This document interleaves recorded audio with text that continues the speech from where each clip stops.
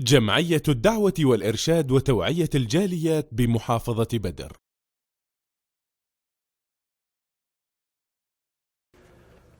আসসালামু আলাইকুম ওয়া রাহমাতুল্লাহি ওয়া বারাকাতুহু।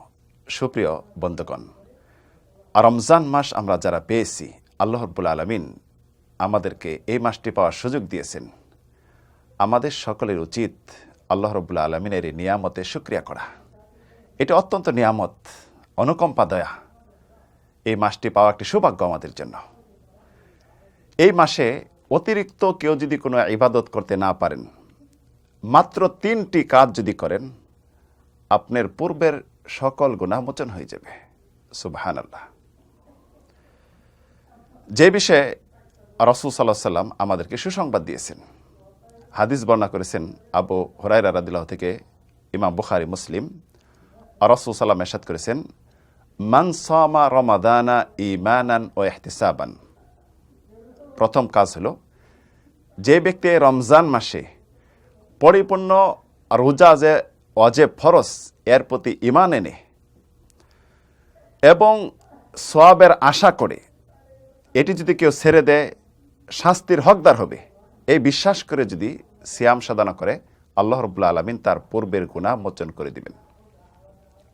দ্বিতীয় কাজ হলো, মান কামা রমাদানা ঈমানান ওয়া ইহতিসাবান গুফিরা লাহু মা তাকাদ্দামা মিন দামবিহি।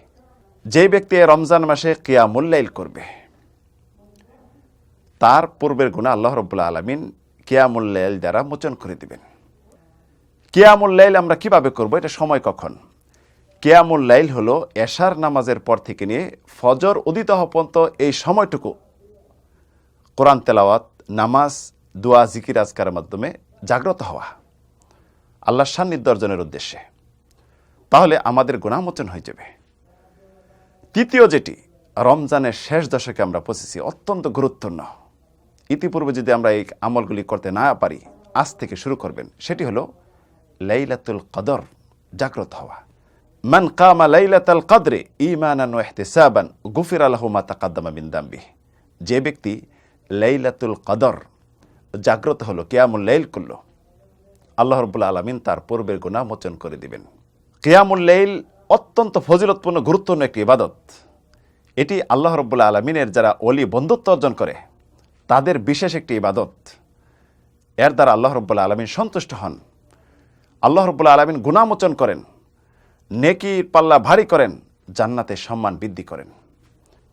এই কিয়ামুল লাইল যদি এই কদরের রাত্রিতে হয়, তাহলে কেমন সওয়াব জানেন?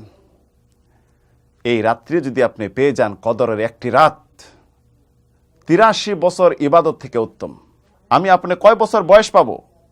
60 বা 70। 60-70 বছরকে আমরা ইবাদত করতে পারি? সকলে পারি? সুযোগ হয় না।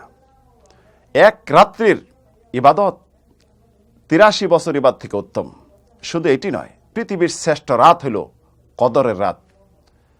যে রাত্রিতে এত ফেরেশতা রহমত বরকত নিয়ে পৃথিবীতে অবতরণ করেন, অন্য কোনো দিন কোনো রাত্রিতে অবতরণ করেন না। তাই প্রিয় বন্ধুগণ, আমরা এই 3টি কাজ যদি এই মাসে করতে পারি, আমাদের গুনাহসমূহ মোচন হয়ে যাবে। তবে জেনে রাখবেন, বড় বড় যে গুনাহগুলি রয়েছে, কবিরা গুনাহ, এটার জন্য অবশ্যই তওবা শর্ত।